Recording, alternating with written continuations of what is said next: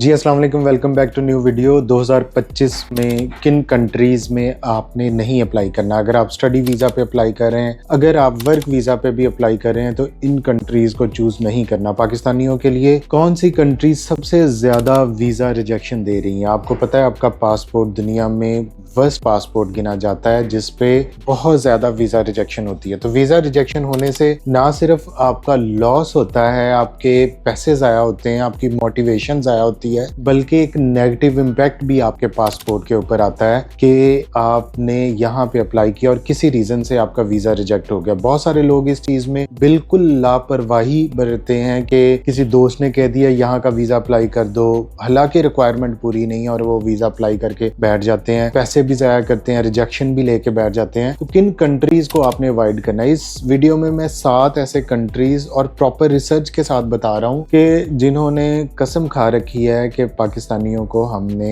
नहीं आने देना, और अगर आने भी देना है तो किन लोगों को आने देना है। ये वीडियो देख लें, आपको उन कंट्रीज का भी पता चल जाएगा, आपको अपना भी पता चल जाएगा कि आप एलिजिबल हैं यहाँ पे जाने के लिए या नहीं। तो चलते हैं वीडियो की तरफ।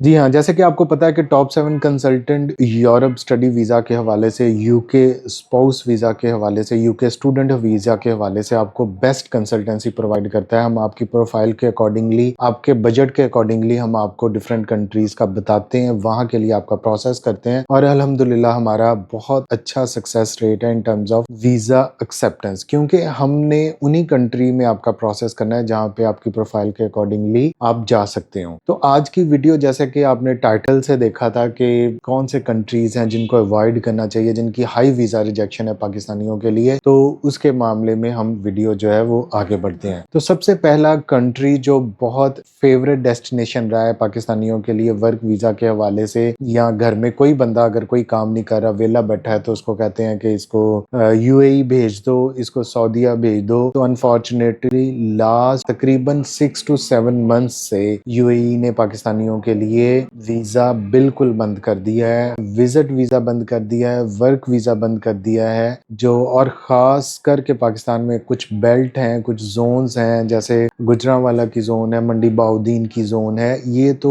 ऑलरेडी ब्लैक लिस्टेड है यूएई वीजा के हवाले से। तो अगर आप यूएई का वीजा सोच रहे हैं कि हम विजिट वीजा अप्लाई कर देंगे या वर्क वीजा के लिए कोई आपको कह रहा है, तो उसमें अपने माइंड में रखें कि 90% तक आपकी रिजेक्शन होने के चांसेस हैं। यूएई का वीजा कौन अप्लाई कर सकता है? अगर आप मैरिड हैं, कपल हैं, आप सैर के लिए जाना चाह रहे हैं, आपने प्रॉपर होटल की बुकिंग करवाई हुई है, आपके पास रिटर्न टिकट की रिजर्वेशन है, तो फिर आप जरूर अप्लाई करें। अगर आपकी कोई वीजा अपॉइंटमेंट है वहां पे बहुत सारी एम्बेसीज हैं, जैसे फिनलैंड की एम्बेसी है, वहां पे आपको लैटविया की एम्बेसी है, या कोई ऐसी एम्बेसी जिसकी वीजा प्रोसेस पाकिस्तान से ना हो रहा हो, तो उसके लिए अगर आप अप्लाई कर रहे हैं तो आपको वीजा मिल जाता है और गारंटी पे मिलता है। जो बंदे भी ये माइंड में सोच के बैठे थे कि हम विजिट वीजा पे चले जाएंगे और वहां पे जाके काम शुरू कर देंगे और दुबई के रेजिडेंट परमिट के लिए अप्लाई कर देंगे, तो उनके लिए ये एक बहुत बुरी खबर है कि जेड़ा बंदा भी उत्थे जाके फड़िया गया, ना सिर्फ उस एम्प्लॉयर नु इतना ज्यादा फाइन पै रहा, मतलब राउंड अबाउट वहां पे अब उन्होंने लाखों जो है वो यूएई की जो करेंसी है उसमें उन्होंने उसको फाइन कर दिया है। तो इसलिए कोई बंदा भी अब रिस्क नहीं लेता कि विजिट वीजे पे इस एजेंसी ने इसको बुलाया है या इस ट्रैवल एजेंसी ने इसको सपोर्ट किया, इस एजेंट ने सपोर्ट किया और बंदा वहां पे जाके खिस जाए, तो उनका लाइसेंस होने के, उनके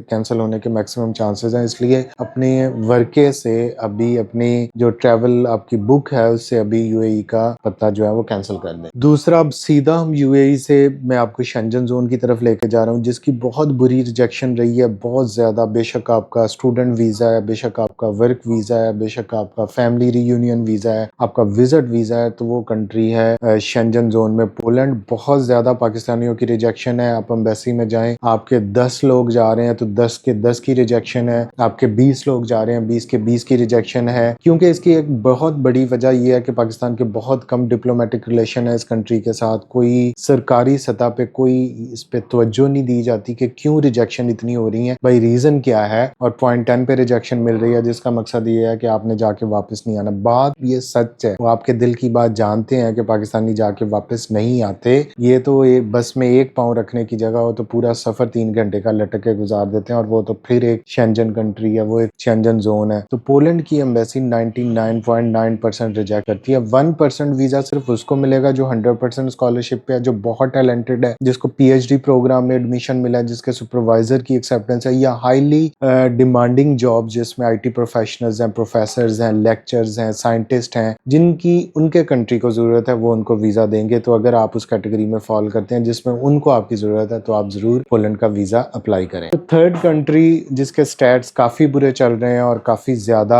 उसमें वीजा रिजेक्शन रही है, स्पेशली वर्क वीजा के हवाले से और स्टूडेंट वीजा के हवाले से भी, विजिट वीजा भी लोग इसका अप्लाई करने के चक्करों में होते हैं और डंकी लगा के भी फर्स्ट यहीं पे जाके वो पहुंचते हैं, वो है ग्रीस, यूनान। इसकी भी काफी ज्यादा पाकिस्तान में एक तो अपॉइंटमेंट नहीं मिलती, अगर अपॉइंटमेंट मिले भी तो ये बहुत ज्यादा पाकिस्तानियों के वीजा रिजेक्ट करता है। उसकी एक बहुत बड़ी रीजन है कि भाई डंकी से ही उनको इतने लोगों के असाइलम, इतने लोगों के वीजा की रिक्वेस्ट मिल जाती है जो वहां पे डंकी लगा के पहुंच जाते हैं। तो उनको लीगल जो लोग अप्लाई कर रहे हैं उनको वीजा देने में कोई इंटरेस्ट नहीं है। अगर आप भी ग्रीस का सोच रहे हैं तो इसको भी आप अभी से आपको खत्म करना होगा। चौथा जो बिग 3 में कंट्री है, बिग 3 में मैं 3 कंट्रीज को रख रहा हूँ, उसमें ऑस्ट्रेलिया, कनाडा और यूके। ठीक है, ये पाकिस्तानियों के लिए मोस्ट फेवरेट डेस्टिनेशन है in terms of study, in terms of settlement, in terms of money के वहां पे जाके ज्यादा पैसा कमाना चाहिए। बहुत ज्यादा बच्चे ऑस्ट्रेलिया के लिए बहुत मोटिवेट होते हैं कि जी हमने ऑस्ट्रेलिया जाना है। बेशक उनकी प्रोफाइल मैच नहीं कर रही, उनके बैंक स्टेटमेंट मैच नहीं कर रही, उनका कोई डॉक्यूमेंट जो है वो प्रॉपर नहीं है, लेकिन ऑस्ट्रेलिया जाना है क्योंकि हमारा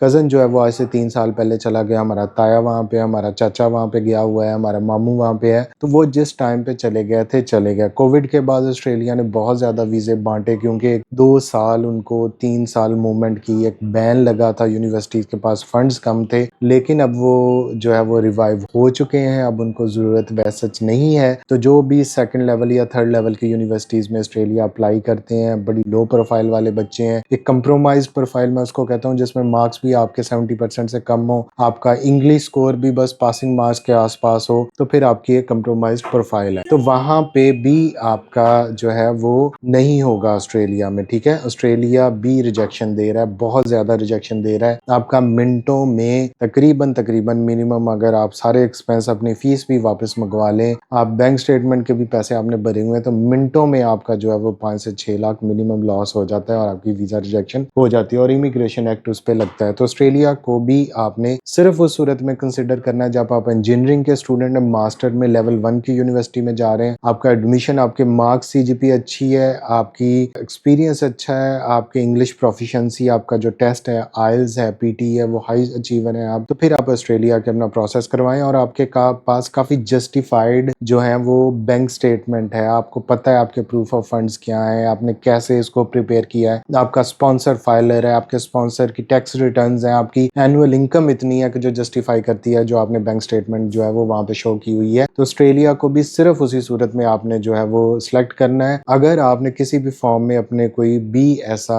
डॉक्यूमेंट जो प्रॉपरली प्रिपेयर नहीं है तो ऑस्ट्रेलिया आपको रिजेक्ट कर देगा। ठीक है, और नंबर 5 पे जो कंट्री है शेंजन जोन में, जिसकी 2023 में सबसे ज्यादा रिजेक्शन रही है, 52.84 जो है वो परसेंट पाकिस्तानी बच्चे हैं जिन्होंने अप्लाई किया था, जिन्होंने सीजनल वीजा के लिए अप्लाई किया, जिन्होंने स्टूडेंट वीजा के लिए अप्लाई किया, जिन्होंने वर्क वीजा के लिए अप्लाई किया, वो स्पेन है। स्पेन की एम्बेसी भी पाकिस्तान के अंदर है। यहाँ पे भी आपको अपॉइंटमेंट के प्रॉब्लम्स हैं लेकिन उतनी भी डिफिकल्ट नहीं है, और अगर अपॉइंटमेंट आ जाए तो रिजेक्शन आप अपने माइंड में रखें। सबसे ज्यादा शेंजन जोन में रिजेक्शन आपको मैंने पोलैंड की बता दी जो 99% तक आपको वीजा नहीं देता। उसके बाद स्पेन भी, ग्रीस की भी बहुत ज्यादा रिजेक्शन है, स्पेन की भी बहुत ज्यादा रिजेक्शन है। तो इन कंट्रीज को आपको चूज नहीं करना चाहिए क्योंकि जब आपने वीजा अप्लाई किया, आपने डॉक्यूमेंट्स प्रिपेयर किया, आपने फीस भरी यूनिवर्सिटी की, आपने वर्क परमिट के पैसे भरे और एंड पे आपको वीजा नहीं मिला, तो आपकी सारी मेहनत, आपका सारा टाइम, हर चीज जो है वो आप जीरो पे आ जाते हैं, बल्कि नेगेटिव में आ जाते हैं कि आप एक रिजेक्शन लेके बैठे हुए हैं। नंबर 6 पे जो कंट्री है जो मोस्ट सुपर पावर है, जहां पे जाना हर एक का ख्वाब है, जिसको लैंड ऑफ अपॉर्चुनिटी बोलते हैं। ठीक है, जिसका पाकिस्तानी जो वहां पे चला गया, जिसको वहां का ग्रीन कार्ड मिल गया, तो वो समझता है कि जन्नत के बाद सबसे बड़ी जो दुनिया के अंदर नेमत है वो यूएसए और यूके वगैरह की नेशनैलिटी है। तो इसमें कोई बुरी बात नहीं है। रियलिटी में ऐसा है कि आप काफी हद तक जो है वो वहाँ पे आपको ग्रो करने के, बहुत बड़ा अमेरिका है, आपको चांसेस बहुत ज्यादा है। तो यूएसए का जो वीजा अपॉइंटमेंट भी एक इशू है, वीजा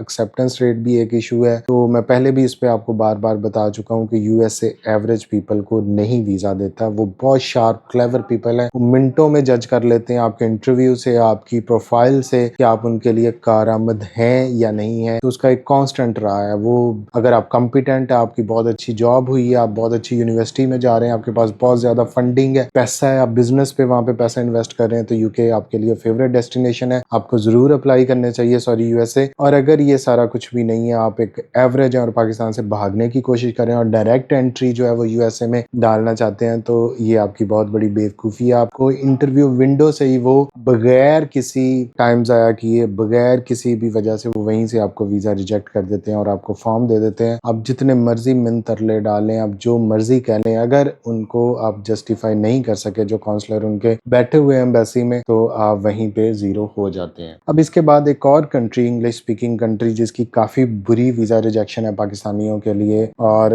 काफ़ी ज़्यादा स्टूडेंट्स के वीज़ा भी रिजेक्ट होते हैं। सिर्फ डॉक्टर्स को वीज़ा मिलते हैं यहाँ पे जो इमिग्रेशन पे जाते हैं, क्योंकि उनको उन चीज़ों की ज़रूरत है हेल्थ सेक्टर में। वो है आयरलैंड। आयरलैंड की काफ़ी ज़्यादा फाइनेंशियल रिक्वायरमेंट्स उन्होंने काफ़ी टफ कर दी। अगर आप ब्लॉक अमाउंट या बॉन्ड अमाउंट जिसको 10,000 यूरो आपको चाहिए वो नहीं भरते, तो आपको आयरलैंड में वीज़ा मिलना बहुत मुश्किल है। ख़ास करके अगर आप किसी लो रैंक यूनिवर्सिटी में जा रहे हैं, अगर आप बहुत अच्छी यूनिवर्सिटी में हैं, बहुत अच्छी आपकी बैंक स्टेटमेंट जस्टिफाइड और आपने साथ में बॉन्ड अमाउंट भी लगा दिया है, आपकी फाइल कंप्लीट है, आपने यूनिवर्सिटी की ट्यूशन फीस पे कर दी हुई है, तो फिर आपके काफ़ी हायर चांसेस हैं कि आपको वीज़ा लग जाए। इसके अलावा डॉक्टर्स जो ऑलरेडी वहाँ पे अपने इमिग्रेशन में जाते हैं, तो उनको भी वीज़े के काफ़ी चांसेस होते हैं। तो मैं बार बार ये चीज़ें कहता हूँ कि वीज़ा कंट्री की सिलेक्शन सबसे इंपॉर्टेंट है। जब आप बाहर वीज़ा के लिए सोचते हैं, बाहर जाने का सोचते हैं, अगर आपने गलत कंट्री सेलेक्ट कर लिया तो आपको बहुत ज़्यादा लॉस होने वाला है और आप नेगेटिव में जाने वाले हैं। तो इसलिए हमेशा अपनी प्रोफाइल को प्रॉपर कंसल्टेंट से, जो आपको देख के बता सके कि भाई आप इस कंट्री के लिए एलिजिबल हैं, आप इस कंट्री के लिए एलिजिबल नहीं हैं। आप हमसे व्हाट्सएप पे भी कॉन्टैक्ट कर सकते हैं, ये नंबर ऊपर चल रहा है। आप हमारे ऑफिस भी विजिट कर सकते हैं, ठीक है। आप हमें व्हाट्सएप टेक्स्ट करेंगे, मेरी टीम आपको रिप्लाई बैक कर देगी। अपना इंतजार रखें, सब्र रखें। आप अपना